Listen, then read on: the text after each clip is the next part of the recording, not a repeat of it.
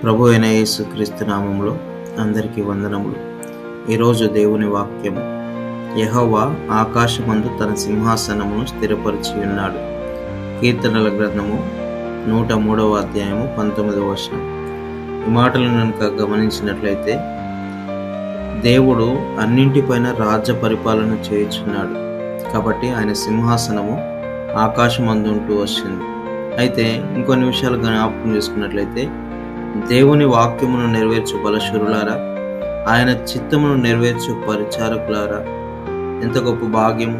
దేవునికి పరిచారకులాగా దేవుని చిత్తమును నెరవేర్చే బలశూరులారా అని దేవుడు సంబోధిస్తున్నాడు.